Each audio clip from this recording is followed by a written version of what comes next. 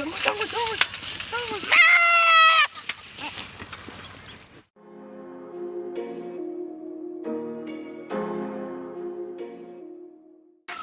muar keluar jana ke?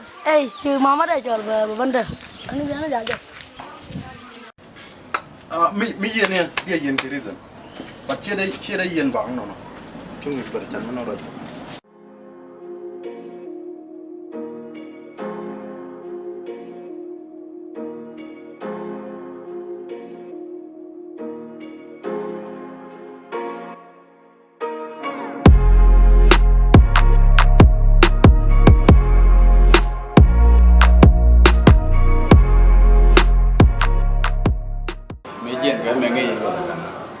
Mama nó nghĩ chuyện nghe giết cái này, người thứ con cũng về rồi, tao người thứ con cũng về rồi, nó nghĩ chuyện giết cái lắm. Ngay giờ mai chỉ tụi nó vắng hoa là phải, ngay giờ mình đi mình cắt cái này, cái này mình giết cái này, ngay giờ tụi con.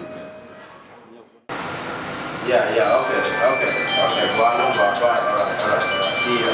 Thank you. Đã là giờ cái này rồi. Hello.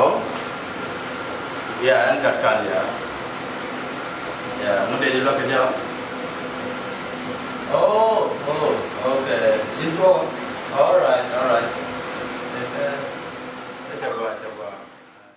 Dulu ni mah baru dah baca. Ôi, thế nên mình nhớ mà làm vậy thì nó mới tiếng cũng sẽ cũng gửi xin nó lạt cái lắm. Quên là mới bây giờ các cái bag đi là cái bag anh gì người yêu quá lát kia người đơn gói kia người gửi men kia người quá con thì biết có quỵt. Nè.